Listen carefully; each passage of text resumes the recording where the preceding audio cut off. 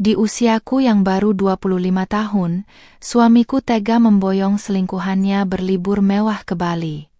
Tanpa air mata, aku melepas mereka dengan senyuman karena tepat sebelum pesawat lepas landas, aku hanya mengubah satu hal kecil yang seketika mengubah bulan madu mereka menjadi mimpi buruk yang mencekam. Sekali klik, hidup mereka runtuh dan kepanikan dimulai. Penasaran apa yang kuubah? Asal mana nih yang nonton? Coba tulis di komentar ya. Jangan lupa subscribe Cerita Dulu. Deru mesin mobil yang halus membelah jalanan ibu kota siang itu, mengantarkan sepasang manusia yang duduk di kursi belakang dengan tawa yang tak henti-hentinya mengudara. Aku duduk di kursi kemudi, menggenggam setir dengan tenang, sesekali melirik dari spion tengah untuk melihat bagaimana suamiku, Randy, begitu telaten merapikan anak rambut wanita di sebelahnya. Wanita itu, Amanda, tampak begitu manja dengan gaun tropisnya yang mencolok, sementara aku hanya diam dalam balutan hijab turban hitamku yang membingkai wajah dengan rapi. Tidak ada air mata, tidak ada makian yang keluar dari bibirku, bahkan sejak semalam ketika Randy dengan ringannya meminta izin untuk pergi ke Bali dengan alasan perjalanan bisnis yang mendadak. Aku tahu dia berbohong, aku tahu persis kemana uang bonus tahunannya mengalir, namun siang ini aku justru dengan sukarela menjadi sopir pribadi yang mengantarkan mereka menuju gerbang perselingkuhan mereka sendiri. Sepanjang perjalanan menuju Bandara Soekarno-Hatta, telingaku dipenuhi oleh rencana-rencana liburan mewah yang mereka susun dengan begitu bergairah tanpa memikirkan perasaanku sedikit pun. Amanda berkali-kali menyebutkan nama sebuah resor bintang 5 di kawasan Uluwatu yang tarif per malamnya setara dengan biaya belanja rumah tanggaku selama 3 bulan penuh. Randy membalasnya dengan usapan di pundak wanita itu, berjanji akan membelikan apa saja yang diinginkannya selama mereka menghabiskan waktu seminggu di Pulau Dewata. Aku hanya tersenyum tipis, membiarkan mereka masuk ke dalam jebakan rasa nyaman yang sengaja kubuat, karena bagiku, kemarahan yang meluap-luap hanya akan membuat mereka waspada. Seorang istri yang terluka seringkali melakukan kesalahan dengan langsung melabrak, tetapi aku memilih jalan yang berbeda. Aku ingin mereka terbang setinggi mungkin sebelum akhirnya menyadari bahwa sayap mereka telah kupatahkan. Begitu mobil memasuki area drop-off terminal keberangkatan internasional, Randy tampak terburu-buru turun seolah takut ketinggalan pesawat yang akan membawa kebahagiaan barunya. Dia membuka pintu kemudi tempatku berada, menatapku dengan tatapan kasihan yang dibalut kepura-puraan, lalu mengusap pundakku sekilas seolah-olah dia adalah suami paling bertanggung jawab di dunia. "Shirley, kamu langsung pulang ke rumah ya, jaga diri baik-baik dan jangan lupa kunci semua pintu," ucapnya dengan suara yang dibuat selembut mungkin, sebuah intonasi yang dulu selalu berhasil membuat hatiku luluh. Aku mendongak, menatap langsung ke dalam manik matanya, lalu mengangguk pelan sambil memberikan senyuman paling manis yang bisa kuberikan siang itu. Di belakangnya, Amanda berdiri sambil melipat tangan di dada, melemparkan senyum sinis yang menantang, merasa telah memenangkan hati pria yang statusnya masih sah sebagai suamiku. "Hati-hati di jalan, Mas, semoga liburan kalian menyenangkan dan tidak terlupakan," balasku dengan nada suara yang sangat tenang, bahkan tanpa ada getaran emosi sedikit pun di dalamnya. Randy sempat mengernyitkan dahi, mungkin merasa agak heran dengan reaksiku yang begitu pasrah dan tanpa curiga, padahal insting seorang istri biasanya tidak pernah salah. Namun, ego pria itu tampaknya terlalu besar hingga rasa herannya langsung menguap begitu saja ketika Amanda menarik lengannya dengan manja untuk segera masuk ke dalam gedung terminal. Aku memperhatikan punggung mereka yang berjalan menjauh, berbaur di antara kerumunan calon penumpang lain yang membawa koper-koper besar menuju pintu pemeriksaan. Begitu bayangan mereka benar-benar menghilang di balik pintu kaca bandara, senyuman manis di wajahku perlahan memudar, digantikan oleh tatapan dingin yang menusuk. Aku tidak langsung menyalakan mesin mobil untuk pulang, melainkan memarkirkan kendaraan di area parkir yang agak lengang untuk menyelesaikan urusanku yang sebenarnya. Aku merogoh tas kerjaku, mengeluarkan sebuah ponsel khusus yang sengaja kupersiapkan sejak beberapa hari lalu ketika aku pertama kali mencium aroma pengkhianatan ini. Dengan napas yang teratur, aku membuka sebuah aplikasi pengelolaan keuangan keluarga, serta sistem kendali digital terintegrasi yang selama ini kupegang penuh otoritasnya. Sebagai seorang yang paham betul dengan dunia teknologi informasi, mengunci dan mengubah akses data bukanlah hal yang sulit bagiku, terutama karena Randy selalu malas mengurus hal-hal administratif dan menyerahkan segalanya kepadaku. Hari ini, kemalasan suamiku itu akan menjadi senjata makan tuan yang paling mematikan bagi seluruh fasilitas mewah yang hendak dia nikmati bersama selingkuhannya.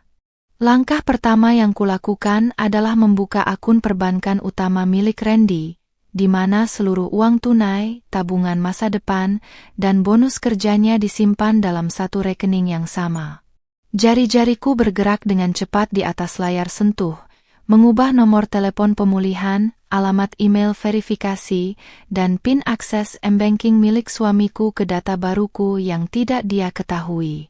Dalam hitungan detik, seluruh kendali atas uang ratusan juta rupiah yang dia kumpulkan langsung berpindah tangan sepenuhnya ke bawah kuasaku, mengisolasinya dari sumber dana apapun. Tidak berhenti di situ, aku juga masuk ke dalam sistem kartu kredit tambahan yang dipegangnya, lalu menekan tombol pemblokiran darurat dengan alasan kartu telah hilang. Sekarang, selembar kartu plastik hitam di dalam dompet Randy tidak lebih dari sekadar mainan tidak berguna yang tidak bisa menghasilkan 1 rupiah pun. Aku bersandar di kursi kemudi, memejamkan mata sejenak sambil menikmati debaran adrenalin yang menjalar di dalam dadaku, merasa puas dengan langkah awal yang begitu rapi. Pikiranku melayang membayangkan bagaimana jalannya liburan mereka di Bali nanti tanpa sepeser uang pun di tangan mereka.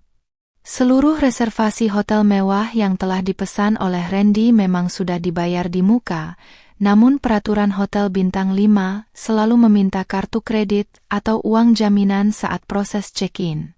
Ketika mereka tiba di lobi hotel dengan tubuh lelah setelah penerbangan, mereka akan dihadapkan pada kenyataan bahwa semua metode pembayaran mereka telah ditolak oleh sistem.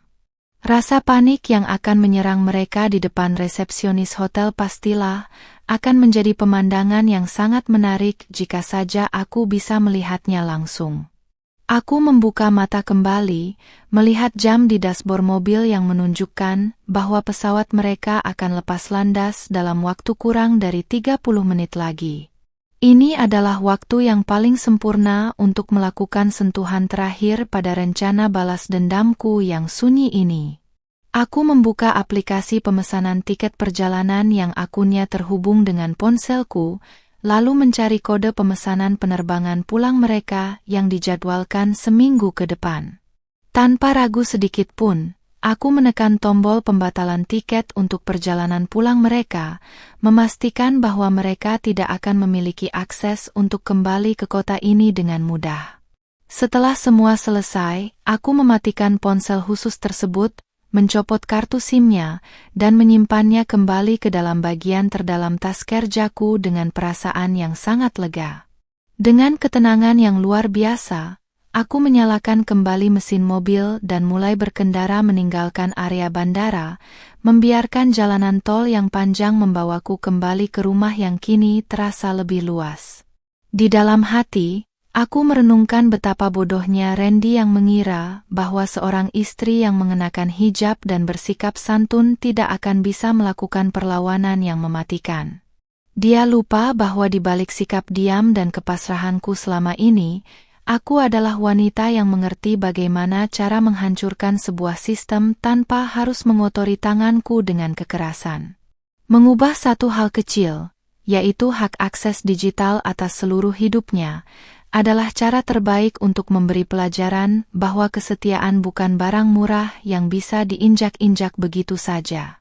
Ketika mobilku mulai memasuki perbatasan kota, ponsel pribadiku yang tergeletak di kursi sebelah tiba-tiba bergetar hebat, menampilkan nama Randy di layarnya berkali-kali. Aku melirik jam, menyadari bahwa pesawat mereka baru saja mendarat di Bali untuk transit atau pengisian bahan bakar sebelum melanjutkan perjalanan, dan dia pasti mulai menyadari ada yang salah dengan ponselnya. Panggilan itu terus masuk disertai dengan rentetan pesan singkat yang bernada panik, menanyakan mengapa dia tidak bisa mengakses akun perbankannya sama sekali sejak mendarat. Aku membiarkan ponsel itu terus berdering tanpa berniat untuk mengangkatnya, membiarkan rasa bingung dan ketakutan mulai merayapi pikiran suamiku dan selingkuhannya di seberang sana. Liburan romantis yang mereka impikan kini resmi berubah menjadi awal dari keruntuhan hidup mereka, dan drama yang sesungguhnya baru saja dimulai. Dering ponsel di kursi penumpang sebelah kiri tidak juga mereda, justru semakin menggila seperti detak jantung seseorang yang sedang dikejar ketakutan. Aku sengaja menurunkan kecepatan mobilku hingga berada di lajur kiri jalan tol, menikmati ritme kepanikan yang dikirimkan Randy dari jarak beratus-ratus kilometer di seberang pulau sana.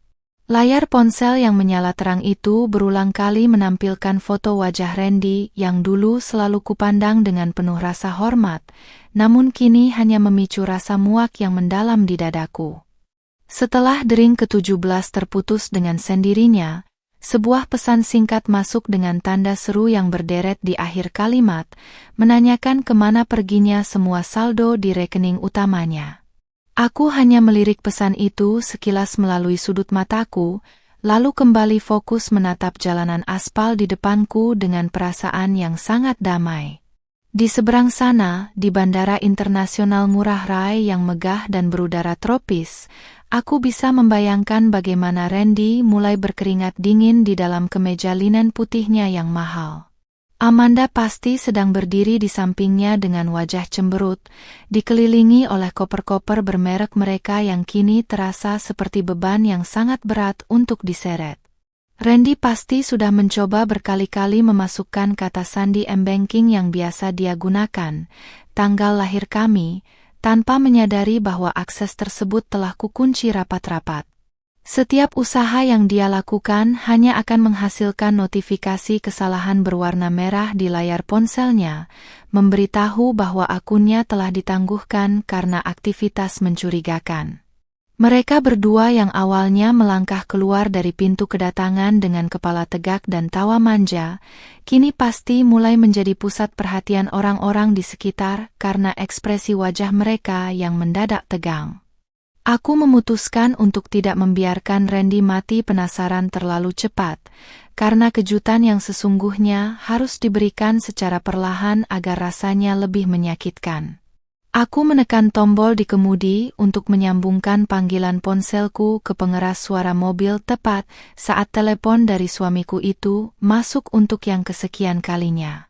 Begitu tombol hijau ku sentuh, suara Randy langsung menggelegar memenuhi kabin mobil, terdengar sangat serak, terengah-engah, dan kehilangan seluruh wibawa yang biasanya dia pamerkan di depanku. "Shirley, kamu di mana? Kenapa telepon dari tadi tidak diangkat?" Teriaknya tanpa basa-basi, membuang semua topeng kesantunan yang dia pasang saat di Bandara Jakarta beberapa jam lalu. Aku menarik napas dalam-dalam, mengatur pita suaraku agar tetap terdengar seperti istri yang lugu, tenang, dan tanpa dosa yang sedang berkendara pulang. "Halo Mas? Maaf ya, aku tadi sedang menyetir di jalan tol jadi tidak berani mengangkat telepon, bahaya." Jawabku dengan nada suara yang sangat lembut, bahkan sedikit manja yang sengaja kubuat-buat untuk memancing emosinya. Mendengar suaraku yang begitu santai, Randy terdengar semakin frustrasi di seberang sana, terdengar suara langkah kakinya yang mondar-mandir di atas lantai bandara yang bising. "Sir, ini darurat.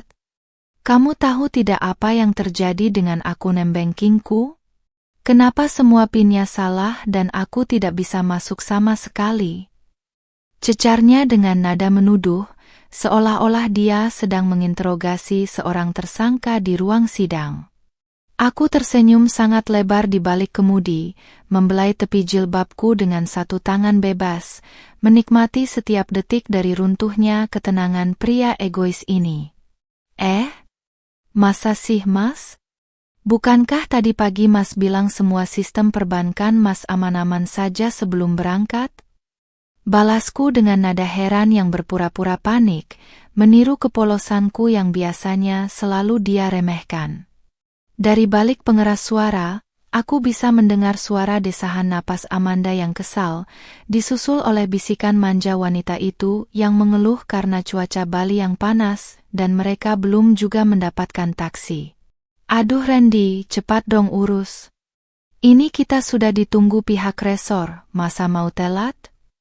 Keluh Amanda yang suaranya sengaja dia keraskan agar terdengar olehku melalui sambungan telepon. Mendengar suara wanita selingkuhan itu, hatiku sama sekali tidak bergetar lagi oleh rasa cemburu, berganti dengan rasa geli karena tahu bahwa liburan impian mereka sebentar lagi akan berubah menjadi bencana total. Randy tampaknya semakin terdesak oleh keluhan selingkuhannya, terbukti dari suaranya yang kini terdengar membentak pelan ke arah wanita di sampingnya sebelum kembali berbicara kepadaku. Shirley, tolong jangan bercanda. Coba kamu cek laptop di ruang kerja rumah. Apa ada email masuk dari bank atau pemberitahuan pemblokiran? Perintahnya dengan nada tinggi, masih merasa bahwa dia adalah bos besar yang bisa mengatur hidupku sesuka hatinya. Aku merubah lajur mobilku keluar dari gerbang tol, memasuki kawasan perumahan kami yang asri sambil tetap mempertahankan sandiwara suara yang penuh kekhawatiran. Iya Mas, ini aku baru saja sampai di halaman rumah, nanti langsung aku cek ke dalamnya, Mas tenang saja dulu di sana. Ucapku menenangkan, sebuah ketenangan palsu yang justru akan menuntunnya lebih dalam ke jurang kepanikan. Ya sudah, cepat cek dan langsung kabari aku. Sialan, kartu kreditku juga tidak bisa dipakai untuk membayar taksi bandara ini. Umpat Randy kasar, melupakan fakta bahwa dia sedang berbicara dengan istrinya yang sah. Aku hanya mengiyakan permintaannya sebelum memutus sambungan telepon secara sepihak, lalu melempar ponselku ke kursi sebelah dengan tawa kecil yang akhirnya lepas dari tenggorokanku.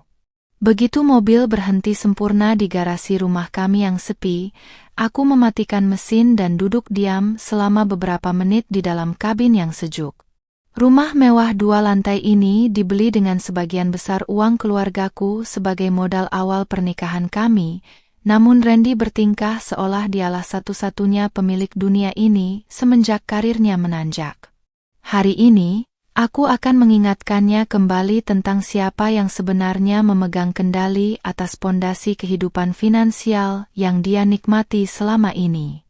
Aku turun dari mobil, melangkah masuk ke dalam rumah yang sunyi, langsung menuju ke ruang kerja pribadi Randy yang terletak di sudut lantai 1. Di atas meja kayu jati yang rapi, sebuah laptop kerja milik suamiku tergeletak diam, benda yang biasanya dia gunakan untuk menyimpan data-data penting termasuk kontak rahasianya dengan Amanda.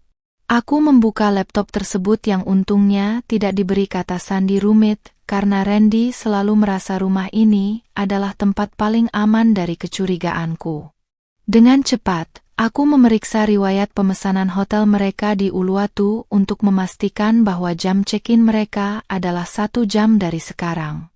Aku tahu pihak hotel mewah memiliki kebijakan ketat mengenai kartu jaminan, dan tanpa kartu kredit yang aktif, Randy tidak akan pernah bisa melewati meja resepsionis untuk masuk ke dalam kamar bulan madu mereka.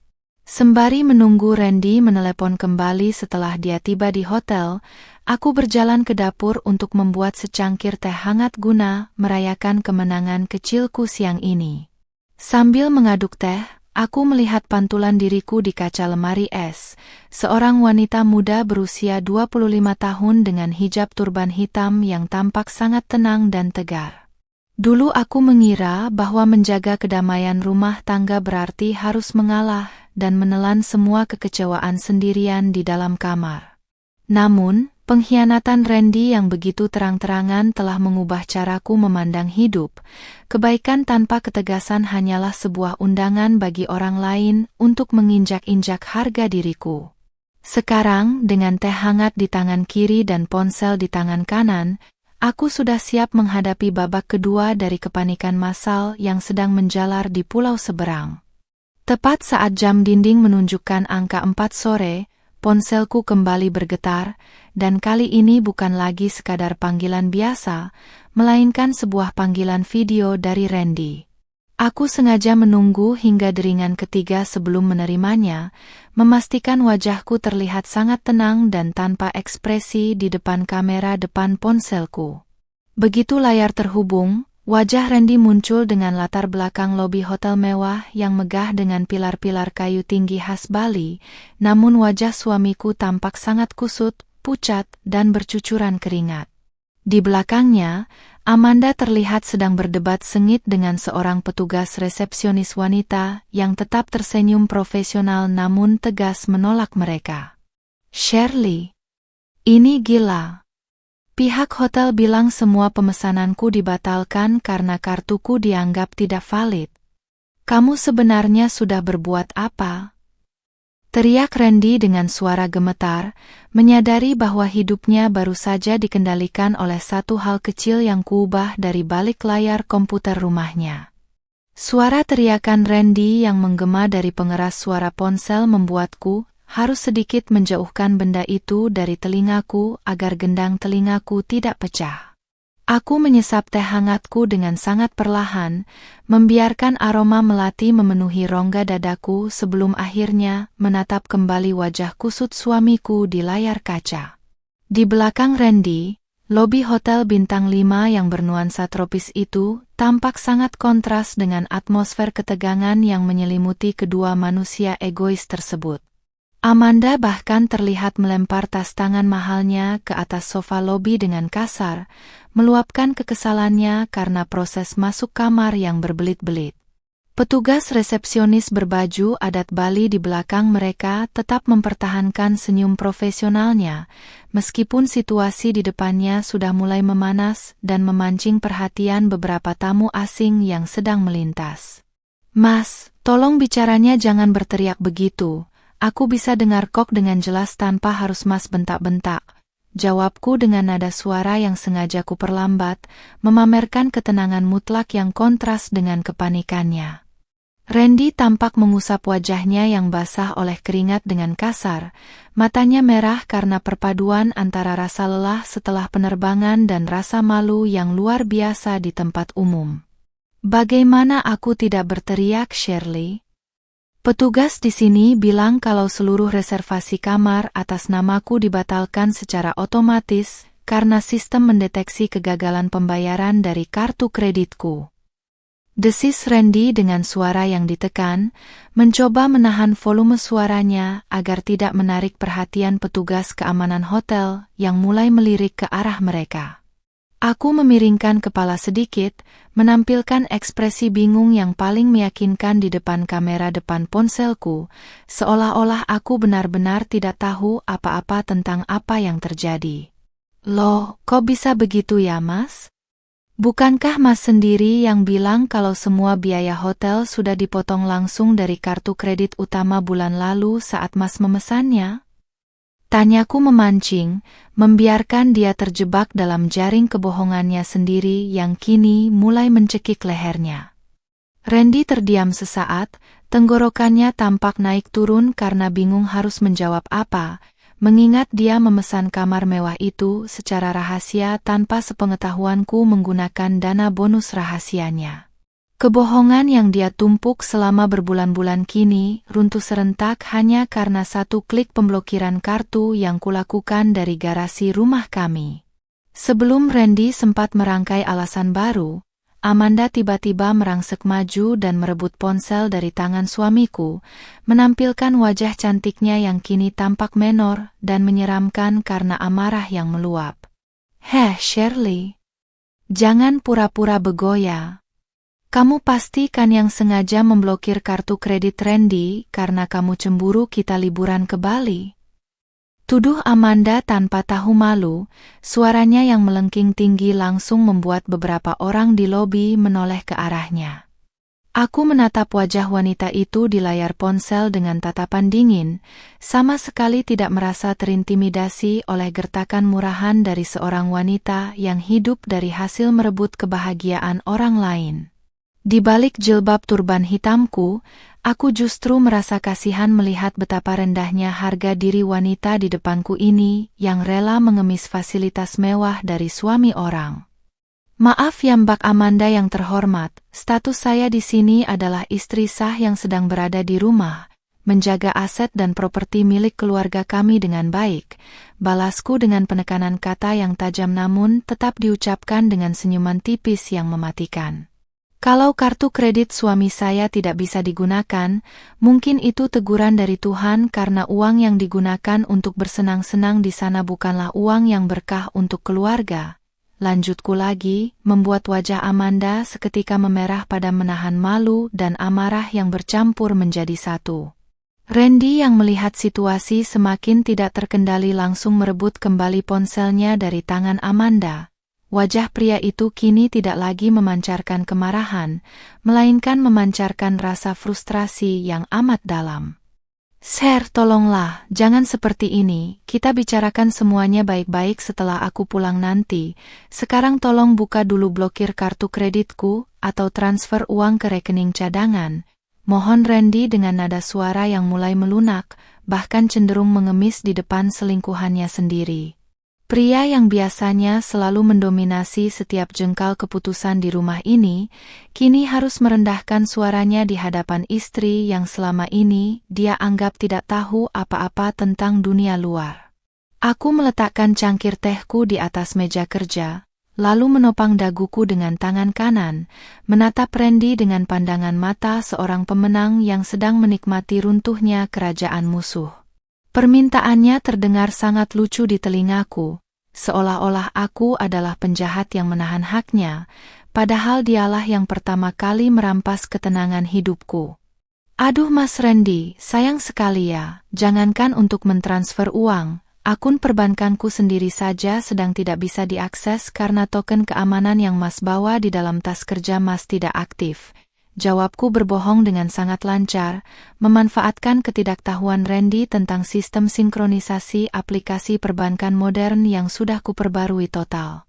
Randy langsung memeriksa tas ransel kecilnya dengan panik, membongkar seluruh isinya di atas meja resepsionis, hingga beberapa lembar dokumen kerjanya berhamburan ke lantai lobi. Amanda yang melihat kekacauan itu semakin berteriak histeris, mengeluhkan tasnya yang mahal terancam kotor dan reputasinya sebagai selebgram digital akan hancur jika ada orang yang mengenali mereka dalam kondisi memalukan seperti ini. Shirley, tolong jangan bohong. Aku tahu kamu yang mengubah semua sistemnya. Kamu sengaja kan menjebak kami berdua di sini? Teriak Randy lagi, kepanikannya kini telah mencapai puncaknya hingga mengabaikan tatapan sinis dari para staf hotel yang mulai berbisik-bisik di balik meja konter. Aku hanya menghela napas panjang, memasang wajah lelah yang dibuat-buat, lalu menatap jam dinding di ruang kerja yang sudah menunjukkan pukul 4:30 sore. Mas, daripada Mas menuduhku yang tidak-tidak dari jauh, lebih baik Mas pikirkan bagaimana cara membayar biaya pembatalan hotel dan taksi bandara yang tadi Mas keluhkan. Ucapku mengingatkan dengan nada yang sangat santai, menambah beban pikiran yang sudah membuat kepala suamiku itu terasa mau pecah. Mendengar kata-kataku, Randy langsung menoleh ke arah petugas resepsionis yang sejak tadi memperhatikan mereka dengan tatapan yang tidak lagi seramah di awal kedatangan mereka. Petugas itu dengan sopan namun dingin menjelaskan bahwa sesuai kebijakan hotel, karena kamar gagal ditempati tanpa jaminan yang valid, mereka harus membayar denda pembatalan sebesar 50% dari total biaya menginap atau bersiap untuk berurusan dengan pihak berwajib. Wajah Randy seketika berubah pucat pasi, matanya melotot menatap angka denda yang tertera di layar komputer resepsionis, sebuah nominal yang tidak akan pernah bisa dia bayar dengan uang tunai yang tersisa di dompetnya saat ini. Di sampingnya, Amanda mulai menangis sesenggukan. Bukan karena bersedih atas nasib Randy, melainkan karena malu luar biasa menjadi tontonan gratis di lobi hotel mewah tersebut. Nah, Mas Randy, sepertinya liburan romantis kalian di Bali sudah dimulai dengan sangat berkesan ya. Selamat menikmati sore yang indah di Uluwatu, ucapku sebagai kalimat penutup sebelum Randy sempat mengeluarkan makian berikutnya dari mulutnya. Tanpa menunggu jawaban dari seberang sana, aku langsung menekan tombol merah di layar ponselku, memutus sambungan video secara sepihak dan memblokir nomor telepon Randy serta Amanda untuk sementara waktu. Aku menyandarkan punggungku ke kursi kerja dengan perasaan puas yang luar biasa, membiarkan keheningan rumah mewah ini menyelimutiku dengan kenyamanan yang sempurna. Hari pertama balas dendamku berjalan dengan sangat sukses, dan aku tahu, malam ini akan menjadi malam paling panjang dan paling mengerikan dalam hidup suamiku dan selingkuhannya di tanah dewata. Mentari sore di ibu kota perlahan meredup, menyisakan semburat jingga di balik jendela ruang kerja yang sunyi, sementara di Bali sana malam pasti sudah turun lebih cepat menelan keceriaan yang mereka impikan. Aku melangkah keluar dari ruang kerja dengan perasaan yang jauh lebih ringan, seolah beban berat yang selama ini menghimpit dadaku menguap bersama dengan kepanikan Randy di seberang telepon tadi. Ponselku yang kini sudah diatur dalam mode senyap terus saja bergetar di atas meja, menampilkan rentetan notifikasi dari nomor-nomor tidak dikenal yang kuyakin adalah usaha Randy meminjam ponsel orang lain atau staf hotel. Aku mengabaikan semuanya, berjalan santai menuju dapur untuk menyiapkan makan malam sederhana untuk diriku sendiri, menikmati kemewahan waktu yang kini sepenuhnya berada di bawah kendaliku tanpa perlu melayani suami yang tidak tahu diuntung. Di sudut lain kepulauan ini, tepatnya di pelataran parkir resor mewah Uluwatu yang gelap, Randy dan Amanda terpaksa duduk di atas koper mereka sendiri di bawah temaram lampu taman, karena pihak keamanan hotel telah meminta mereka meninggalkan lobi. Amanda terus saja mengomel dengan suara parau sisa menangis, menyalahkan Randy yang dia anggap tidak becus menjadi pria jantan dan tidak mampu memberikan kenyamanan yang dijanjikan sejak dari Jakarta. Randy sendiri hanya bisa menopang kepalanya yang pening dengan kedua tangan, merasakan hantaman harga diri yang hancur berkeping-keping di depan wanita yang selalu dia agung-agungkan di depan teman-temannya. Angin laut yang berembus kencang malam itu sama sekali tidak mendinginkan kepala mereka, justru menambah rasa perih di hati Randy yang menyadari bahwa uang tunai di dompetnya bahkan tidak cukup untuk menyewa penginapan kelas melati di sekitar bandara. Aku menyalakan televisi di ruang tengah, menikmati makan malamku dengan tenang ditemani suara penyiar berita malam yang membacakan informasi mingguan dengan nada yang teratur. Sesekali aku melirik ke arah tablet yang tergeletak di samping piringku, memantau aktivitas email masuk yang terhubung dengan akun pemesanan taksi daring yang aplikasinya masih menggunakan nomor pemulihanku. Benar saja, sebuah notifikasi masuk memperlihatkan bahwa ada usaha berulang kali untuk memesan kendaraan dari kawasan Uluwatu menuju ke arah Denpasar, namun semuanya gagal karena metode pembayaran non-tunai yang tertanam di aplikasi tersebut telah otomatis terblokir.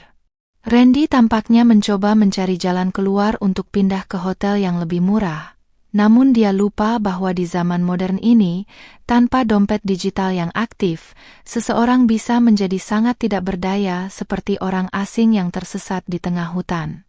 Kegelapan malam semakin pekat ketika aku memutuskan untuk mandi dan bersiap-siap istirahat, membersihkan seluruh sisa kelelahan mental yang sempat menumpuk selama berbulan-bulan menahan sabar atas kelakuan suamiku.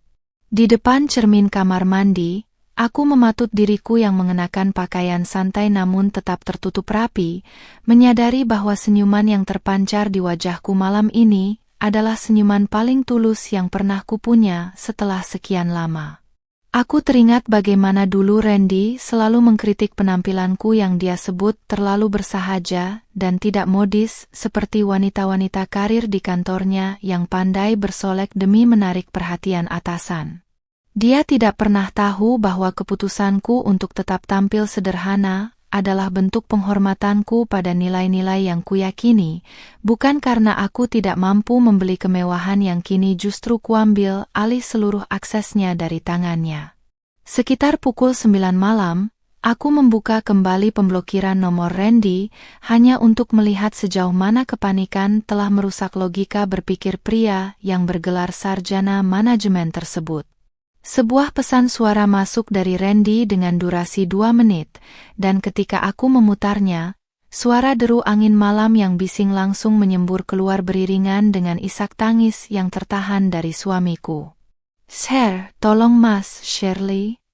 Mas minta maaf kalau Mas ada salah selama ini, tolong transfer uang berapapun ke nomor rekening ojek online yang sedang Mas tumpangi ini, kami terlantar di pinggir jalan tol Bali."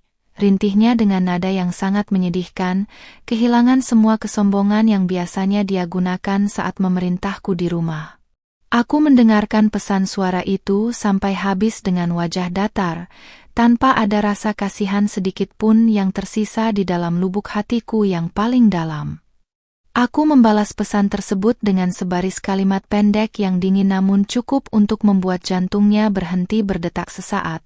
Uang keluarga hanya digunakan untuk keperluan keluarga di rumah, bukan untuk mendanai kemaksiatan di luar kota.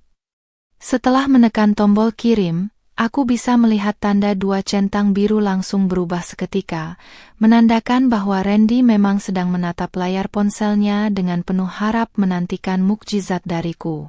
Tidak butuh waktu lama bagi ponselku untuk kembali bergetar dengan panggilan masuk dari nomornya, namun kali ini aku memilih untuk mengangkatnya demi memberikan hantaman psikologis berikutnya yang sudah kurancang dengan matang. Aku meletakkan ponsel di atas kasur dengan mode pengeras suara aktif, lalu merebahkan tubuhku dengan santai sambil menatap langit-langit kamar yang luas. "Shirley, kamu tegas sekali ya dengan suamimu sendiri. Aku ini sedang kesusahan di sini. Amanda sampai pingsan karena kelaparan dan kelelahan. Apa kamu tidak punya hati nurani sedikit pun sebagai sesama wanita?" Teriak Randy dari seberang sana, mencoba menggunakan kartu manipulasi emosi dan rasa bersalah yang biasanya selalu berhasil membuatku mengalah. Mendengar nama Amanda disebut dengan nada membela, aku langsung tertawa kecil, sebuah tawa sinis yang menggema di dalam kamar tidur kami yang sepi dan dingin. "Mas, kamu bicara tentang hati nurani di saat kamu sendiri membawa wanita lain menggunakan uang yang seharusnya menjadi hak masa depan anak-anak kita nanti." Balasku dengan suara yang tetap stabil, memotong seluruh argumen pembelaan diri yang coba dia bangun dengan sisa-sisa tenaganya. "Lagi pula, Mas, kalau Mbak Amanda yang terhormat itu memang mencintaimu apa adanya seperti yang sering dia tulis di media sosialnya, harusnya dia tidak keberatan diajak tidur di emperan toko malam ini." Tambahku lagi, menyindir habis-habisan hubungan palsu mereka yang hanya didasari oleh materi dan gengsi semata. Dari balik telepon, aku bisa mendengar suara makian kasar dari Amanda yang tampaknya sudah sadar dari pingsan buatannya, berteriak bahwa dia menyesal telah ikut dalam perjalanan sialan ini. Randy mencoba menenangkan selingkuhannya itu, namun suaranya justru dibalas dengan tamparan keras yang bunyinya terdengar cukup jelas sampai ke pengeras suara ponselku, membuatku semakin yakin bahwa hubungan mereka akan hancur sebelum malam ini berakhir. Kebersamaan yang dibangun di atas penderitaan orang lain tidak akan pernah memiliki fondasi yang kuat ketika badai ujian finansial datang menerpa tanpa peringatan. "Shirley, tolong, aku berjanji akan menceraikan Amanda dan memutuskan hubungan dengannya begitu aku sampai di Jakarta. Tolong selamatkan aku malam ini saja, aku kelaparan." Rintih Randy lagi. Kini dia mulai menjual kesetiaan palsunya demi sepiring nasi dan tempat berteduh dari dinginnya malam di Bali. Janji manis yang keluar dari mulutnya terdengar sangat murah dan menjijikkan di telingaku, mengingat berapa kali dia mengucapkan kata cinta yang sama kepada Amanda di balik punggungku selama berbulan-bulan ini. Seorang pria yang dengan mudah membuang selingkuhannya saat kesusahan adalah pria yang sama yang akan membuang istrinya sendiri ketika ada godaan yang lebih besar di depan matanya nanti. Aku tidak akan pernah terkecoh lagi oleh air mata buaya dari seorang pengkhianat yang hanya menyesali perbuatannya karena dia telah tertangkap basah dan kehilangan fasilitas mewahnya. Pintu maafku sudah tertutup rapat bersamaan dengan pintu bagasi mobil yang kuantar ke bandara siang tadi, Mas. Jadi silakan nikmati malam romantismu di Bali dengan caramu sendiri. Ucapku tegas, mengakhiri semua drama percakapan tidak berguna yang hanya membuang-buang energi malamku. Aku langsung mematikan ponselku sepenuhnya, meletakkannya jauh di dalam laci meja rias, dan menarik selimut tebal hingga menutup dadaku dengan perasaan damai yang belum pernah kurasakan selama 5 tahun pernikahan kami.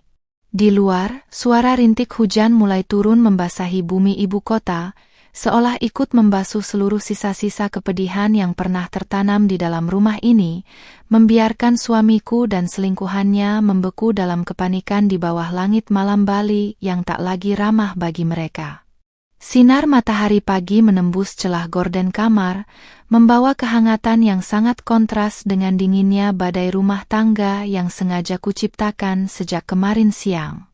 Aku terbangun dengan tubuh yang segar, lalu segera mengambil air wudhu untuk menunaikan ibadah salat subuh dengan ketenangan hati yang luar biasa, tanpa ada lagi beban kecurigaan yang biasanya meracuni pikiranku setiap kali Randy pamit bekerja.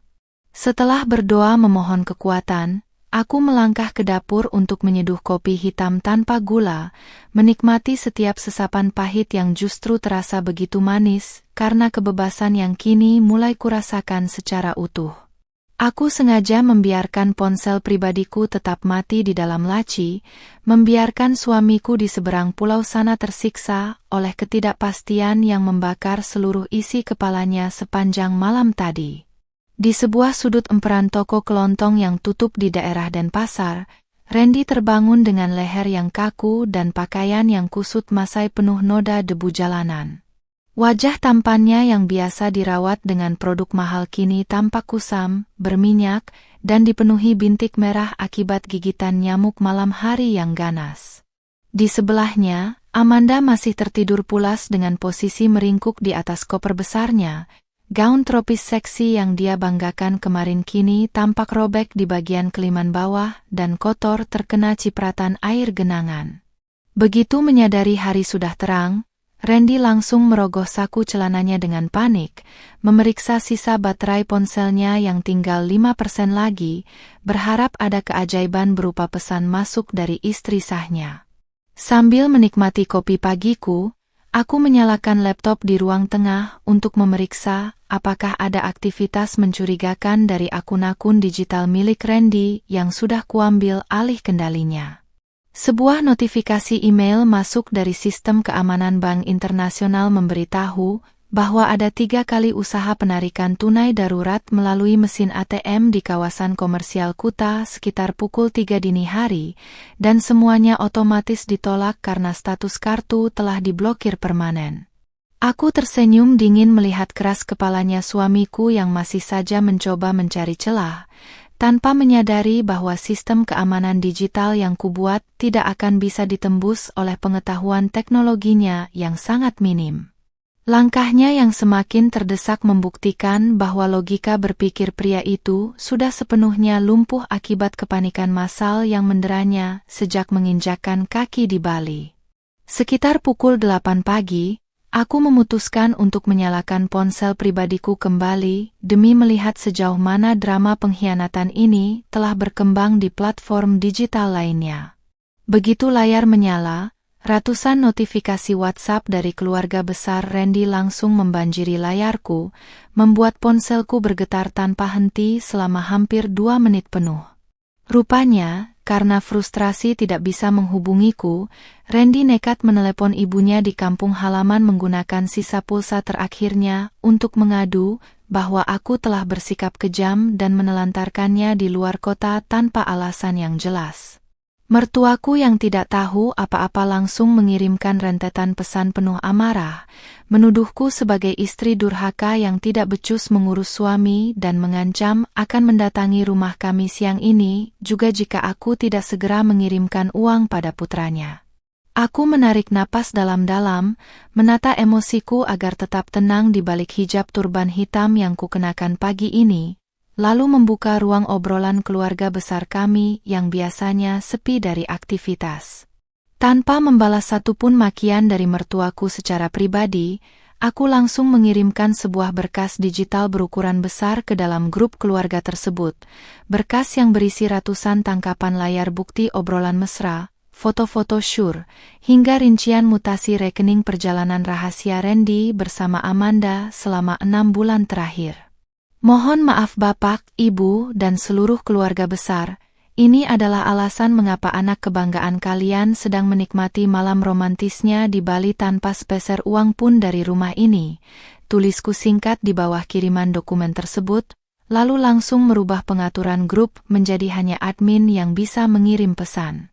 Hantaman bukti digital yang kukirimkan seketika membuat grup keluarga yang tadinya dipenuhi bising makian untukku mendadak senyap bagikan kuburan di tengah malam. Aku tahu, saat ini ibu mertuaku pasti sedang terduduk lemas di kursi ruang tamunya, menahan malu yang luar biasa setelah mengetahui kelakuan menjijikkan putranya yang selama ini selalu dia pamerkan sebagai menantu ideal di kampung. Kakak-kakak perempuan Randy yang biasanya paling vokal mengkritik caraku berpakaian juga langsung terbungkam, tidak berani mengetik satu patah kata pun untuk membela adik laki-laki mereka yang terbukti melakukan perbuatan zina secara terang-terangan. Menghancurkan reputasi seseorang dari balik layar menggunakan fakta yang tak terbantahkan jauh lebih elegan daripada aku harus datang melabrak sambil menangis histeris di depan umum. Belum sempat aku menutup aplikasi, sebuah panggilan masuk dari nomor asing kembali berdering di ponselku, dan kali ini aku memilih untuk mengangkatnya karena menduga ini adalah puncak dari kepasrahan suamiku. Begitu panggilan tersambung, suara yang terdengar bukan lagi suara Randy yang penuh amarah atau rintihan manja Amanda, melainkan suara seorang pria paruh baya dengan nada bicara yang tegas dan formal.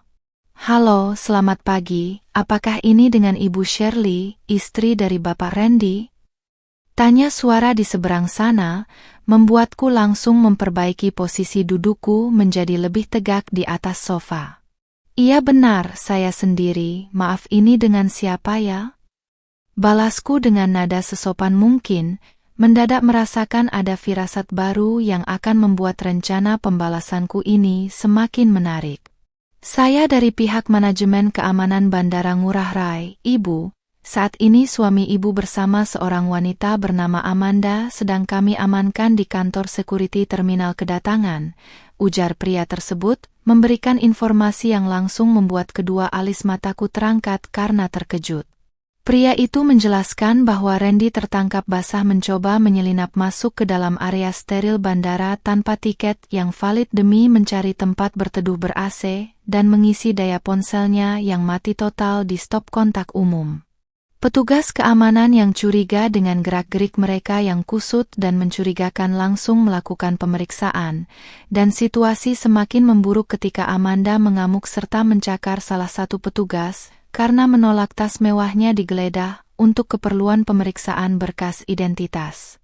Mendengar kabar bahwa suamiku dan selingkuhannya kini ditahan oleh pihak otoritas bandara, aku harus sekuat tenaga menahan tawa yang nyaris meledak dari mulutku demi menjaga kesopanan di depan petugas. Aduh, Pak, saya benar-benar minta maaf atas ketidaknyamanan yang ditimbulkan oleh suami saya dan teman wanitanya tersebut di sana. Ucapku dengan nada prihatin yang dibuat-buat, berpura-pura menjadi istri yang sangat terpukul dengan kelakuan buruk suaminya di luar kota. Petugas itu menghela napas panjang melalui sambungan telepon, lalu memberitahu bahwa Randy terus menangis dan memohon agar pihak bandara menghubungi nomor teleponku karena dialah satu-satunya orang yang bisa menjamin dan membayar denda ganti rugi atas kerusakan fasilitas bandara yang dirusak oleh Amanda saat mengamuk tadi. Ibu Shirley, jika dalam waktu 2 jam ke depan tidak ada pihak keluarga yang datang menjamin atau menyelesaikan biaya denda ini, kami terpaksa menyerahkan Bapak Randy dan Saudari Amanda ke Polsek kawasan bandara untuk diproses secara hukum. Lanjut petugas itu memberikan peringatan terakhir yang terdengar sangat serius. Aku terdiam sejenak, melirik pantulan diriku di cermin lemari pajangan yang menampilkan sosok wanita muda berusia 25 tahun yang kini memegang kendali penuh atas nasib 2 orang pengkhianat di pulau seberang. Baik, Pak, silakan proses saja mereka sesuai hukum yang berlaku di Indonesia, karena saya pribadi sudah tidak lagi menganggap pria tersebut sebagai bagian dari keluarga saya. Jawabku tenang dan dingin sebelum akhirnya memutus sambungan telepon secara sepihak, membiarkan Randy dan Amanda melangkah masuk ke dalam babak baru mimpi buruk mereka yang sesungguhnya. Setelah memutus sambungan telepon dari pihak keamanan bandara, aku meletakkan ponselku di atas meja dapur dengan gerakan yang sangat pelan. Rasa damai yang mendalam menjalar di seluruh tubuhku, membasuh sisa-sisa sesak yang selama ini menyumbat dada setiap kali aku mengingat pengkhianatan mereka. Di dalam rumah yang luas dan sepi ini, aku berjalan menuju jendela besar yang menghadap ke halaman depan, menatap rintik hujan pagi yang mulai membasahi dedaunan hijau. Keputusanku sudah bulat dan tidak akan pernah berubah. Membiarkan Randy menerima konsekuensi dari perbuatannya adalah bentuk keadilan tertinggi yang bisa kuberikan untuk diriku sendiri. Biarlah hukum yang bekerja menyelesaikan kekacauan yang mereka mulai dengan penuh kesombongan di tanah liburan impian mereka. Di sebuah ruangan pengap berjeruji besi di markas kepolisian sektor kawasan bandara, Randy duduk termenung di atas lantai semen yang dingin tanpa alas sama sekali. Pakaian linen putihnya kini berubah warna menjadi abu-abu kecoklatan akibat terkena debu dan keringat yang mengering sejak kemarin siang. Di sudut lain sel yang sama, Amanda terus menangis histeris dengan riasan wajah yang sudah luntur berantakan, membuat wajahnya tampak mengerikan seperti tokoh dalam film horor. Ketakutan yang amat sangat kini merayapi benak mereka, meruntuhkan sisa-sisa gengsi dan kesombongan yang mereka pamerkan saat melangkah angkuh di terminal keberangkatan Jakarta kemarin. Mereka baru menyadari bahwa dunia nyata tidak seindah unggahan media sosial ketika uang dan fasilitas mewah tiba-tiba lenyap dari genggaman. Aku kembali ke ruang kerja untuk membuka laptop. Kali ini bukan untuk memeriksa akun perbankan Randy, melainkan untuk menyusun berkas-berkas gugatan perceraian yang akan kuajukan ke pengadilan agama besok pagi. Sebagai wanita yang paham dengan administrasi hukum dan teknologi, aku mengunduh semua formulir yang diperlukan secara daring dan mengisinya dengan ketelitian yang tinggi tanpa bantuan pengacara. Semua bukti digital yang telah kukirim ke grup keluarga besar tadi pagi juga kucetak dengan rapi sebagai lampiran otentik yang akan mempersingkat proses persidangan nanti. Aku tidak ingin membuang waktu lebih lama lagi untuk terikat status pernikahan dengan seorang pria yang bahkan tidak memiliki harga diri untuk menjaga kesetiaan dan kehormatan rumah tangganya sendiri. Tepat pukul 11 siang, ponselku kembali bergetar dan kali ini menampilkan nama pengacara keluarga besar Randy, seorang pria paruh baya yang biasanya sangat disegani oleh suamiku. Aku menarik napas panjang, merapikan letak hijab turban hitamku, lalu menggeser tombol hijau untuk menerima panggilan dengan nada suara yang sangat formal dan tenang. Selamat siang, Pak Hendra. Ada yang bisa saya bantu terkait urusan hukum keluarga? Tanyaku langsung pada intinya tanpa ingin berbasa-basi. Di seberang sana, suara Pak Hendra terdengar sangat berat dan dipenuhi rasa sungkan, sebuah indikasi bahwa dia sudah mengetahui seluruh duduk perkara dari kiriman bukti digital di grup keluarga besar beberapa jam yang lalu. Siang, Ibu Shirley, saya baru saja dihubungi oleh Ibunda Randy dari kampung yang menangis histeris meminta saya membantu putranya yang kini ditahan di Bali, ujar Pak Hendra dengan nada suara yang berhati-hati. Dia menjelaskan bahwa Randy terancam hukuman pidana atas dugaan pelanggaran wilayah pengamanan bandara dan tindakan tidak menyenangkan yang dilakukan oleh Amanda terhadap petugas yang sedang berdinas. Pak Hendra mencoba membujukku untuk mencabut pemblokiran rekening atau setidaknya mengirimkan sejumlah uang jaminan agar Randy bisa dibebaskan dari penahanan sementara sore ini juga. Aku mendengarkan seluruh penjelasan hukum itu dengan senyuman dingin yang mengembang di bibirku, sama sekali tidak merasa goyah oleh argumen kekeluargaan yang coba dia sampaikan. Pak Hendra yang saya hormati, sebagai seorang hukum Anda pasti tahu bahwa setiap tindakan kriminal memiliki konsekuensi yang harus ditanggung oleh pelakunya sendiri, balasku dengan nada suara yang sangat tegas namun tetap santun. Uang yang ada di dalam rekening saat ini adalah aset bersama yang akan saya gunakan sebagai kompensasi nafkah anak-anak dan biaya proses perceraian kami yang akan segera didaftarkan. Lanjutku lagi, membuat pengacara senior itu terdiam serentak di seberang telepon karena tidak menduga reaksi setiaku akan sekeras ini. Aku menegaskan bahwa aku tidak akan mengeluarkan 1 rupiah pun untuk menyelamatkan seorang pengkhianat dan wanita selingkuhannya dari jeratan hukum yang mereka undang sendiri akibat kebodohan mereka. Mendengar ketegasanku, Pak Hendra akhirnya menghela napas panjang tanda menyerah dan menyatakan bahwa dia memahami posisiku sebagai istri yang telah dikhianati secara terang-terangan. Baik kalau begitu, Ibu Shirley, saya akan menyampaikan hal ini kepada pihak keluarga besar Randy di kampung, agar mereka mencari jalan keluar lain, ucapnya sebelum mengakhiri percakapan kami siang itu. Setelah telepon ditutup, aku bersandar di kursi kerja dengan perasaan yang sangat lega, merasa satu persatu pelindung Randy mulai mundur karena malu membela tindakan yang salah. Kekuatan dari sebuah kebenaran dan bukti yang valid terbukti mampu meruntuhkan pembelaan sekeras apapun yang coba dibangun oleh orang-orang di sekitar suamiku. Sementara itu, di dalam sel tahanan Bali, seorang petugas kepolisian masuk dan menyampaikan kabar buruk bahwa pihak istri sah Randy menolak mentah-mentah untuk memberikan jaminan finansial apapun.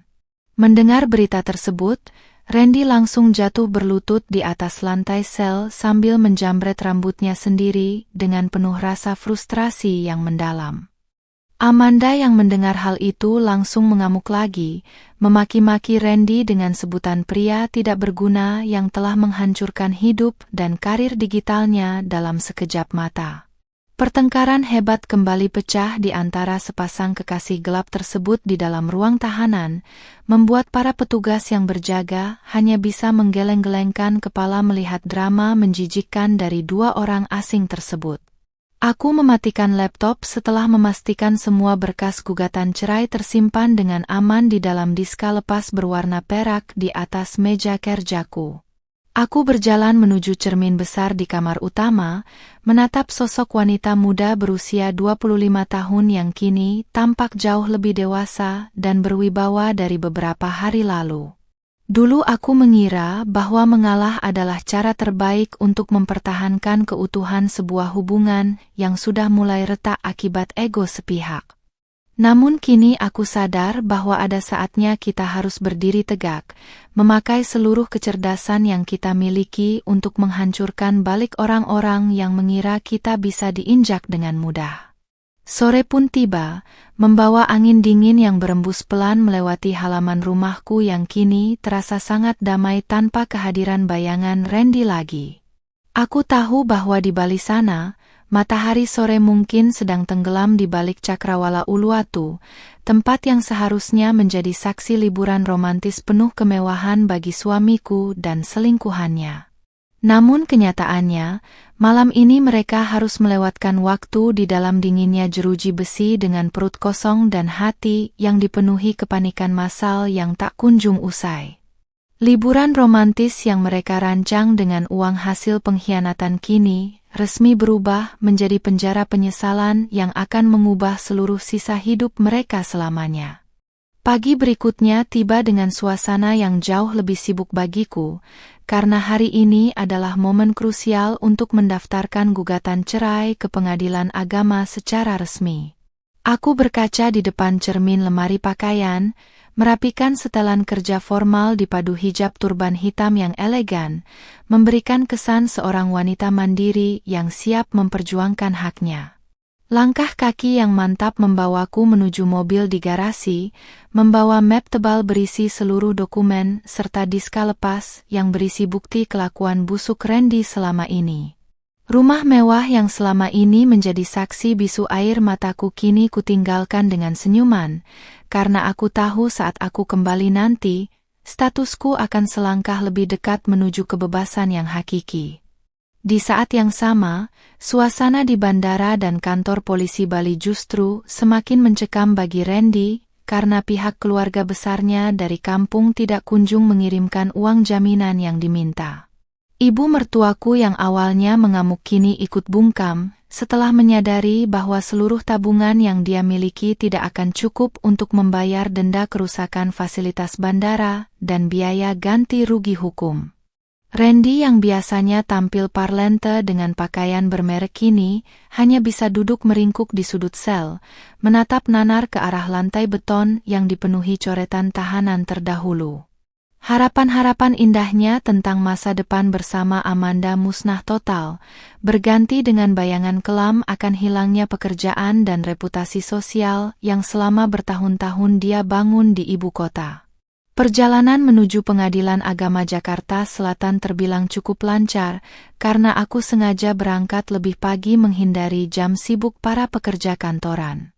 Sesampainya di sana, aku langsung menuju bagian pusat pelayanan terpadu satu pintu, PTSP, untuk mengambil nomor antrean pendaftaran gugatan cerai secara mandiri.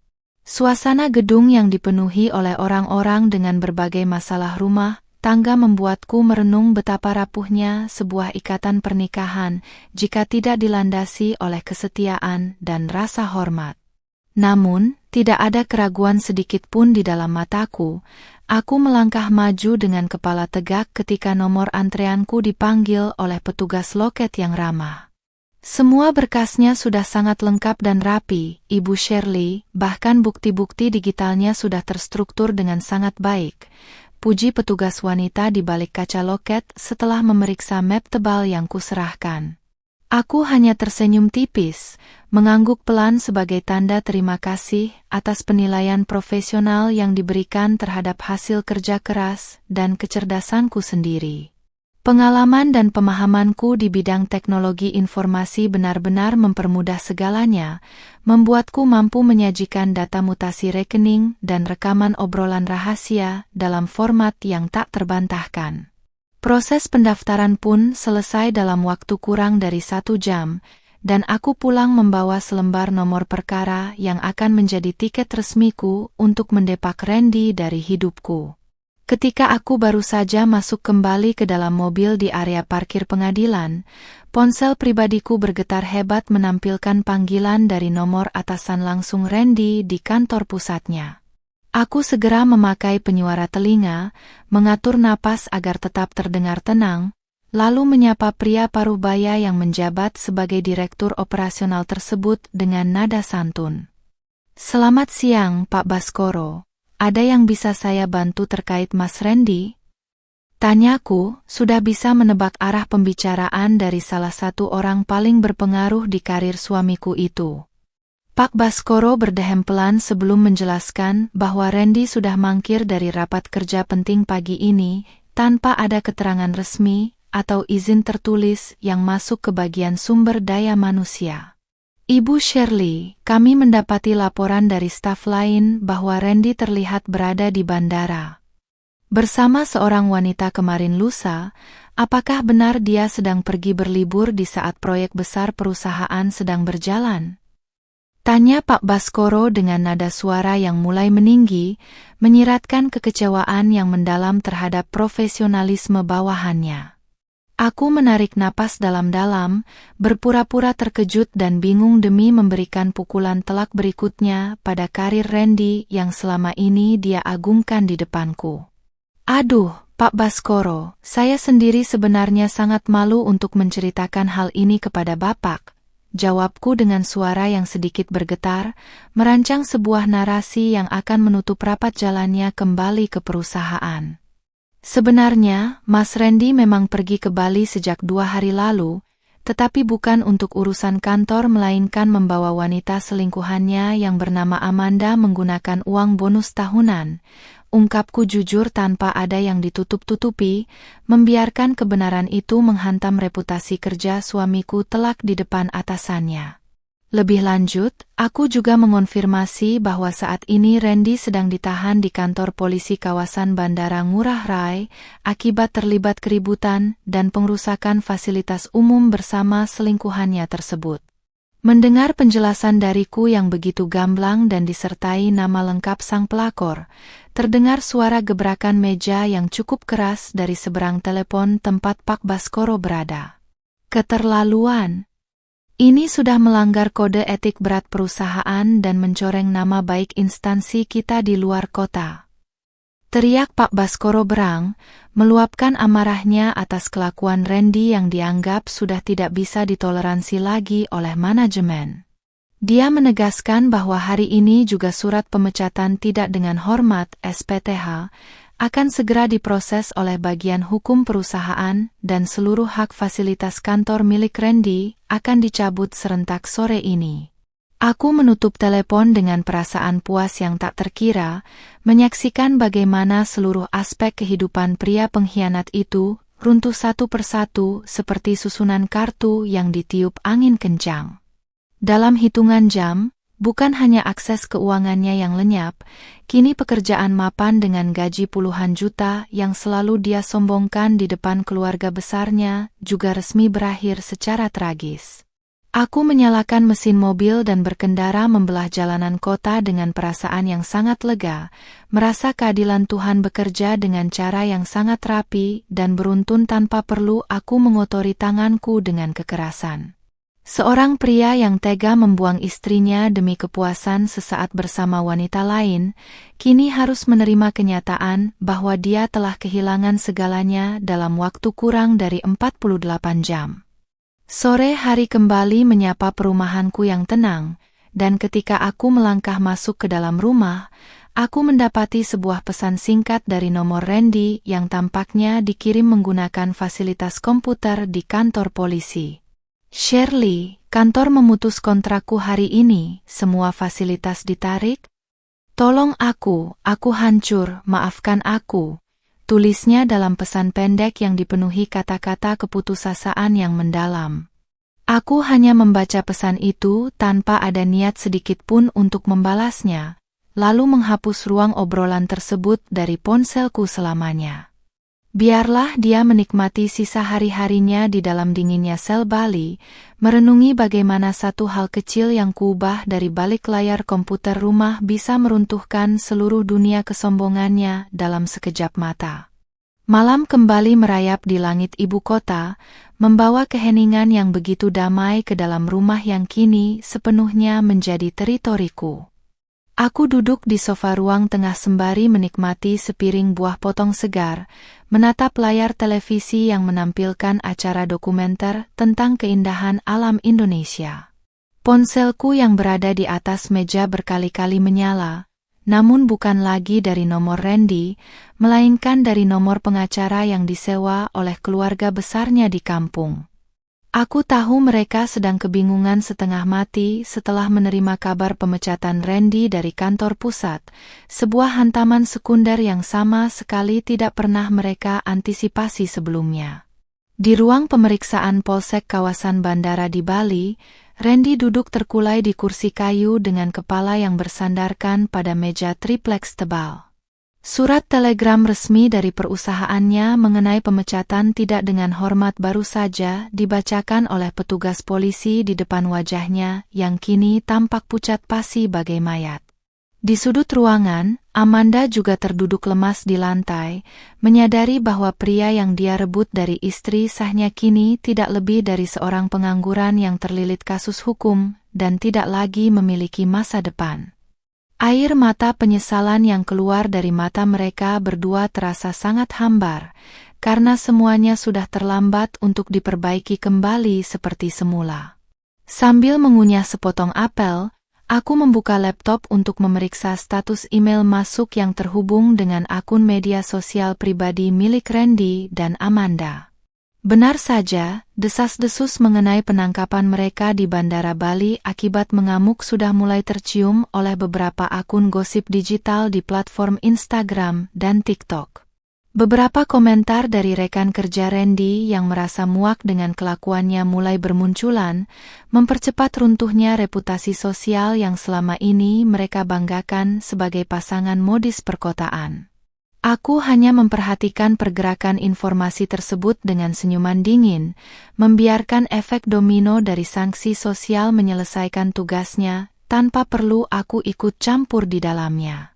Sekitar pukul 9 malam, sebuah panggilan dari nomor pengacara keluarga Randy kembali masuk, dan kali ini aku memilih untuk mengangkatnya karena ingin mendengar tawaran putus asa apa lagi yang akan mereka sampaikan.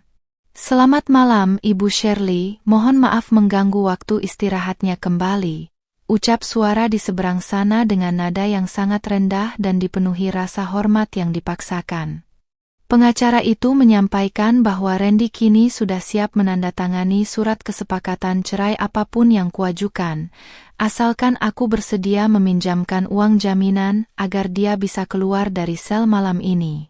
Pria itu bahkan membawa-bawa nama ibu mertuaku yang katanya jatuh sakit akibat syok mendengar putranya dipecat dan ditahan. Selamat malam, Pak. Mengenai surat perceraian, saya sudah mendaftarkannya secara resmi ke pengadilan agama tadi pagi tanpa perlu menunggu persetujuan dari Mas Randy, jawabku dengan nada suara yang sangat lugas dan tanpa beban sedikit pun di dalamnya.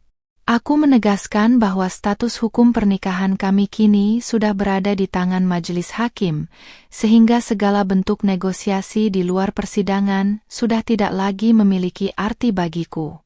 Terkait kondisi kesehatan ibu mertuaku, aku menyampaikan rasa prihatin yang formal namun tetap mengingatkan bahwa sakitnya beliau adalah akibat dari ulah putranya sendiri yang tidak tahu diri, bukan karena tindakanku menjaga aset keluarga.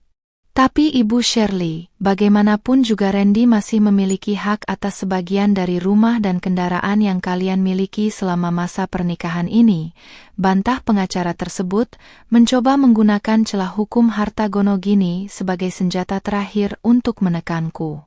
Mendengar argumen itu, aku langsung mengeluarkan tawa kecil yang terdengar sangat sinis dari balik penyuara telinga ponselku, merasa geli dengan kedangkalan strategi hukum yang mereka coba mainkan.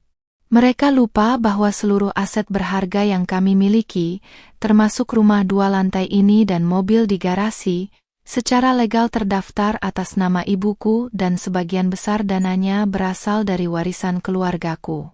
Silakan saja jika Mas Randy ingin menuntut harta gono gini di persidangan nanti, Pak. Dengan senang hati akan saya tunjukkan bukti kepemilikan mutlak atas nama keluarga saya di depan hakim.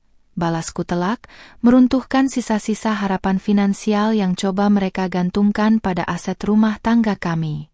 Aku menjelaskan dengan sangat detail bahwa Randy tidak akan mendapatkan sepeser pun dari rumah ini, justru dialah yang harus membayar ganti rugi materi dan imateri atas pengkhianatan yang telah dia lakukan selama berbulan-bulan.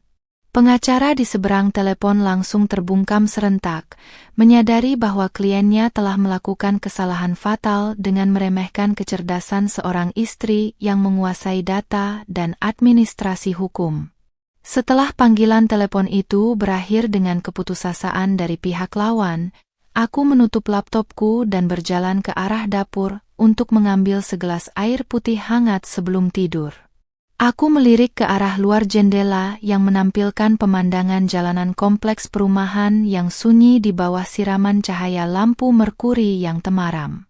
Di dalam hati, aku merenungkan betapa cepatnya roda kehidupan berputar ketika kejujuran dan kesetiaan diabaikan demi kesenangan semu yang tidak bertahan lama.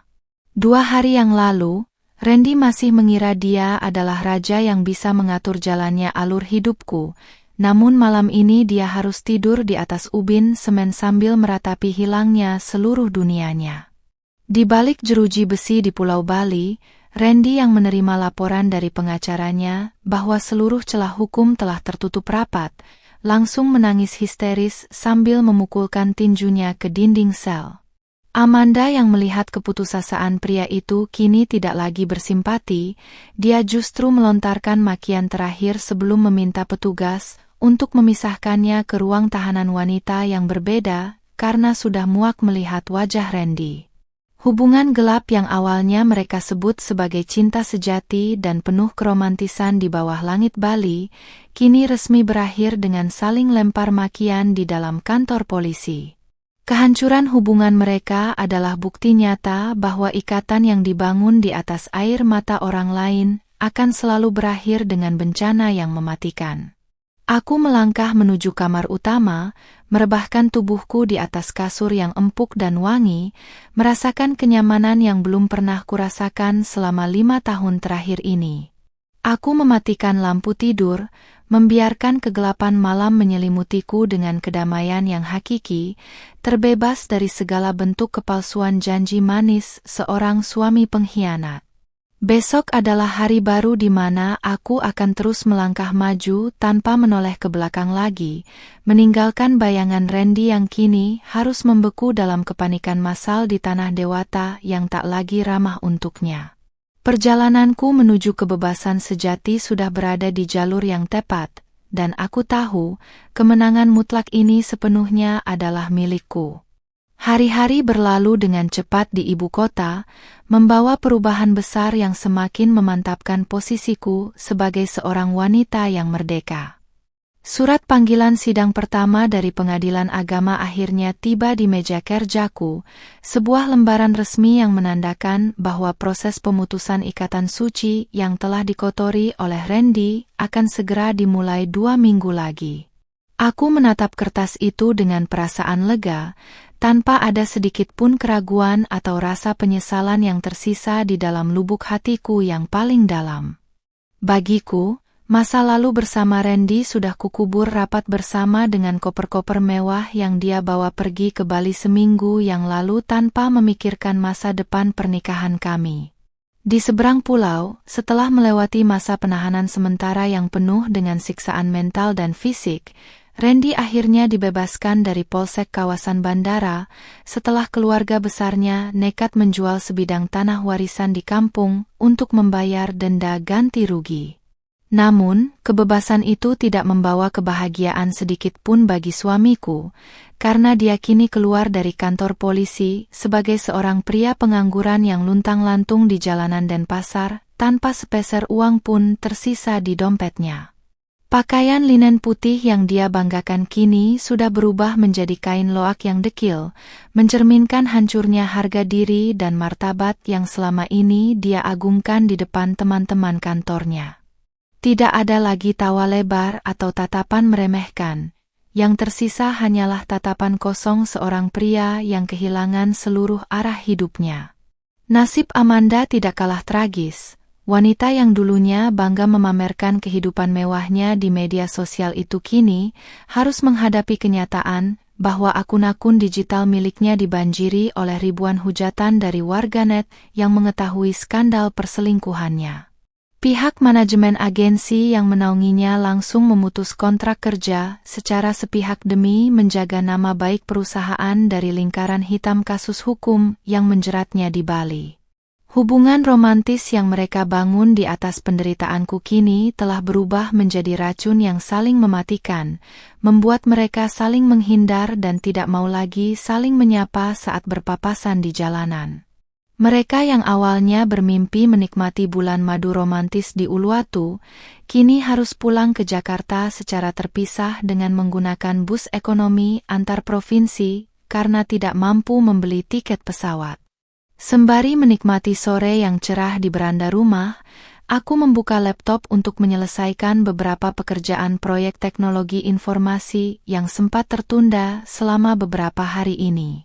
Ketenangan pikiran membuat produktivitas kerjaku meningkat tajam, bahkan beberapa klien baru dari luar negeri mulai berdatangan memberikan penawaran kerjasama dengan nilai kontrak yang sangat menjanjikan.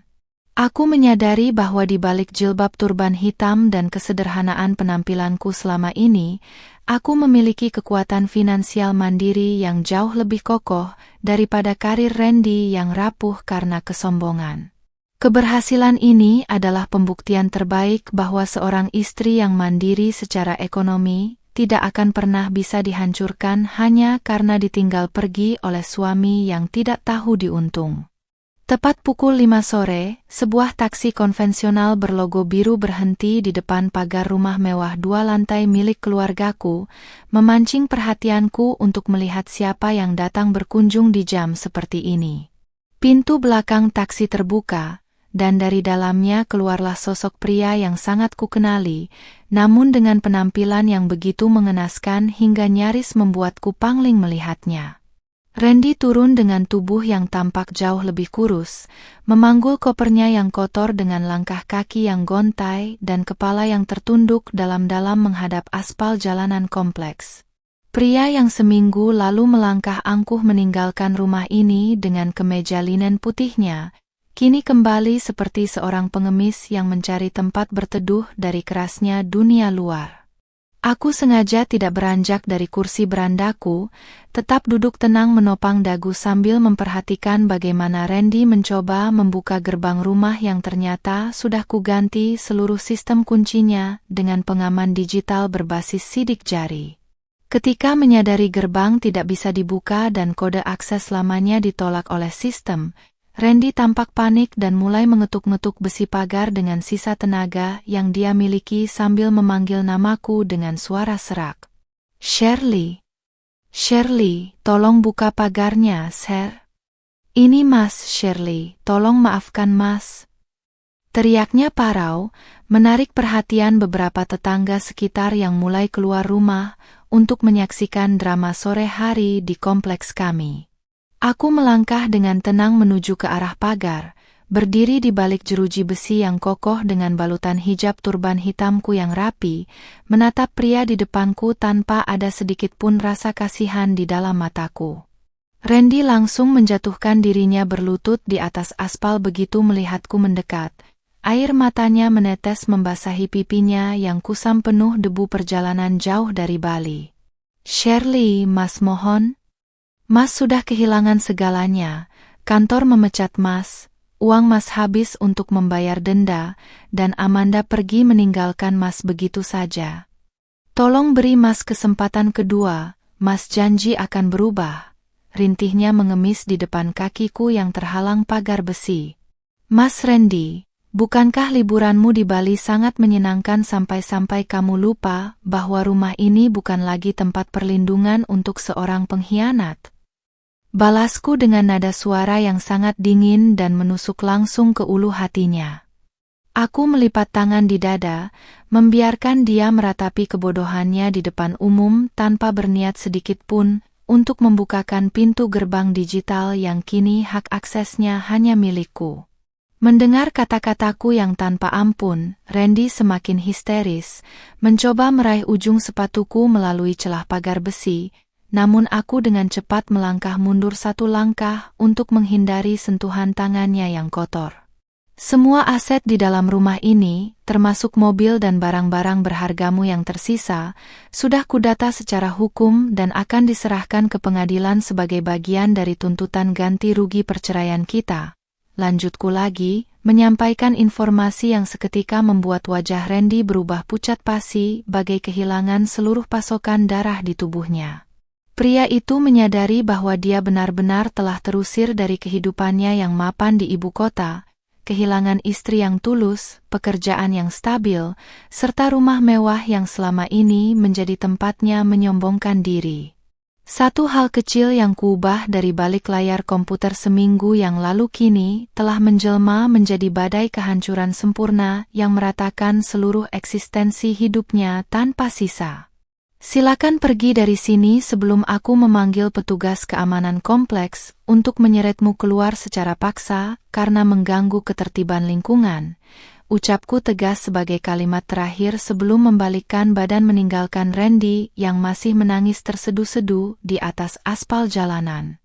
Aku berjalan kembali masuk ke dalam rumah, menutup pintu jati yang besar dengan rapat, dan menguncinya dengan sistem digital yang berbunyi klik halus sebagai tanda pengaman aktif.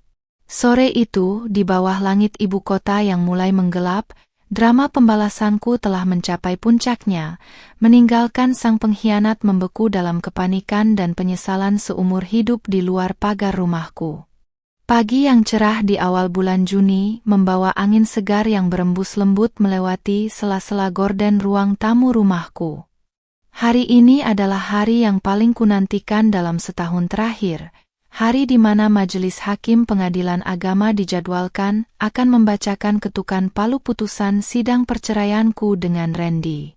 Aku berdiri di depan cermin besar, menyunggingkan senyuman paling lepas sambil merapikan hijab turban hitam sutra dikombinasikan dengan blazer formal berpotongan tegas yang pas di tubuhku.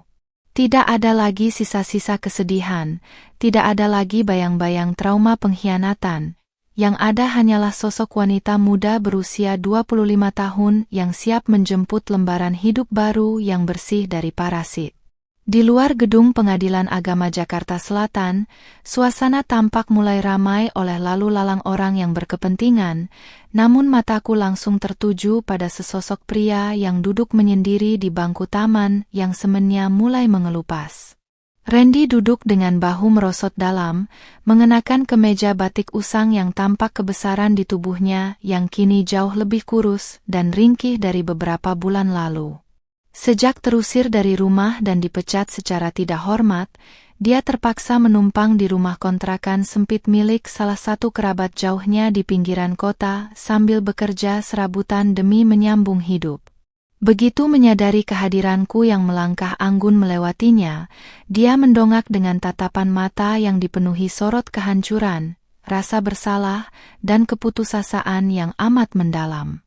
Kami melangkah masuk ke dalam ruang sidang utama yang ber-AC dingin, duduk di kursi penggugat dan tergugat dengan jarak pembatas yang seolah menegaskan bahwa dunia kami kini telah terpisah sejauh langit dan bumi.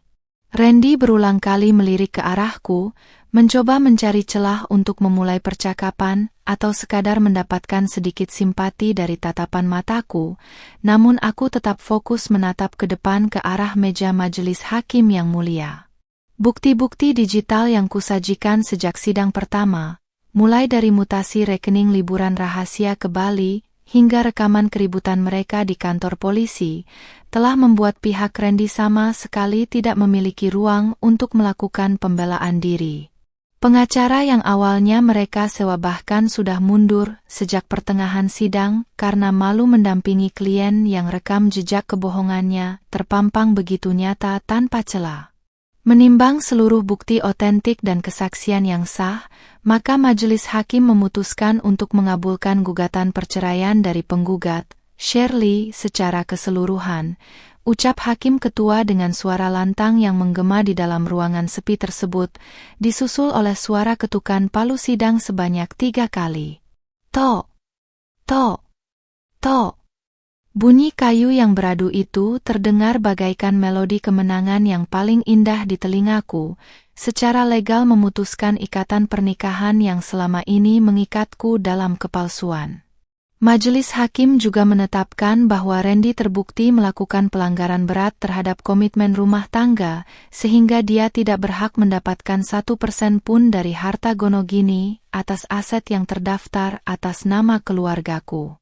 Selesai persidangan, aku melangkah keluar dari ruang sidang dengan perasaan yang begitu ringan, seolah-olah seluruh beban bumi yang selama ini menggelayuti pundakku telah menguap ke udara dalam sekejap. Randy berlari kecil mengejarku di koridor gedung yang ramai, lalu mendadak mengadang langkah kakiku sambil menyatukan kedua telapak tangannya di depan dada dengan wajah yang memelas. "Shirley, Mas mohon dengarkan Mas sebentar saja. Sekarang semua sudah selesai, Mas sudah menerima hukumannya, tapi tolong jangan putus hubungan pertemanan kita. Mas tidak punya siapa-siapa lagi di kota ini," rintihnya dengan suara yang bergetar menahan tangis malu di depan para pengunjung pengadilan lain yang melintas. Aku menghentikan langkahku, berdiri tegak dalam balutan hijab turban hitamku, lalu menatap wajah mantan suamiku itu dengan tatapan mata yang sangat tenang namun sedingin es di kutub. Randy, hubungan kita sudah resmi berakhir sejak kamu memutuskan untuk membawa wanita lain bersenang-senang ke Bali menggunakan uang yang seharusnya menjadi hak masa depan keluarga kita. Jawabku dengan nada suara yang stabil tanpa ada intonasi kemarahan sedikit pun. Kamu mengira seorang istri yang diam dan bersikap santun tidak akan bisa membalas perbuatanmu, tanpa kamu tahu bahwa kecerdasan digital yang selama ini kamu remehkan justru yang mendepakmu dari zona nyamanmu. Lanjutku lagi, membuat pria itu terbungkam serentak menahan sesak di dadanya. Di tempat lain, aku mendengar kabar dari media sosial bahwa Amanda kini hidup dalam keterasingan di kampung halamannya setelah seluruh akun digitalnya diblokir massal oleh warganet akibat sanksi sosial yang kejam. Karir digitalnya hancur total, tidak ada satupun perusahaan atau agensi iklan yang mau memakai jasanya lagi karena reputasinya yang sudah terlanjur cacat di mata publik hukum Indonesia. Hubungan gelap yang mereka mulai dengan penuh kesombongan dan gelak tawa di lobi keberangkatan Bandara Jakarta setahun lalu, kini telah bertransformasi menjadi neraka penyesalan yang harus mereka tanggung masing-masing seumur hidup mereka. Itulah harga mahal yang harus dibayar ketika seseorang memilih untuk menari di atas penderitaan orang lain demi ego kepuasan sesaat. Aku berbalik meninggalkan Randy yang kini terduduk lemas di lantai koridor pengadilan sambil menutupi wajahnya dengan kedua tangan, menangis sejadi-jadinya meratapi seluruh kebodohan hidupnya yang tak bisa diputar kembali. Aku melangkah keluar menuju area parkir bawah atap, menghirup udara siang kota Jakarta yang terasa jauh lebih bersih dan melegakan dari biasanya. Aku masuk ke dalam mobil baruku yang kubeli dari hasil kerja keras proyek teknologi informasiku sendiri, menyalakan mesinnya yang halus, dan membiarkan kendaraan ini membawaku pergi menjauh dari sisa-sisa masa lalu yang kelam. Roda keadilan Tuhan telah berputar dengan sangat sempurna, menghancurkan yang batil dan mengangkat derajat orang-orang yang memilih untuk bersabar dalam kebenaran. Sesampainya di rumah mewah 2 lantai milik keluargaku, aku melangkah masuk ke dalam ruangan yang kini memancarkan aura kedamaian dan kebahagiaan yang sejati tanpa ada lagi sekat kebohongan di dalamnya. Aku berjalan menuju meja kerja pribadi, membuka laptop, dan melihat data statistik saluran video digital miliknya yang menampilkan grafik lonjakan penonton yang luar biasa tinggi sejak kisah perjuanganku viral di internet. Banyak wanita di luar sana yang terinspirasi oleh caraku menghadapi pengkhianatan suami, bukan dengan amukan fisik yang murahan, melainkan dengan strategi digital yang elegan, rapi, dan mematikan tanpa mengotori tangan sendiri. Hidupku kini tidak hanya pulih, tetapi melesat jauh lebih tinggi menjadi sosok kreator konten yang mandiri, dihormati, dan memiliki pengaruh positif bagi masyarakat luas. Sore hari kembali datang menjelang, memancarkan semburat warna emas yang indah di atas langit perumahanku yang asri dan tenang. Aku duduk di kursi beranda sambil menyesap secangkir teh hangat, memandangi matahari yang perlahan tenggelam di balik cakrawala dengan hati yang dipenuhi rasa syukur yang tak terhingga kepada Sang Pencipta. Mengubah satu hal kecil, yaitu mengambil kembali hak kendali atas seluruh akses data digital dan finansial dari tangan seorang pengkhianat, ternyata telah membuka jalan bagi datangnya kebahagiaan sejati yang hakiki dalam hidupku. Di usiaku yang masih muda ini, fajar baru kebebasanku telah resmi terbit dengan sangat indahnya, dan aku siap melangkah menyambut masa depan yang cerah dengan senyuman kemenangan yang abadi.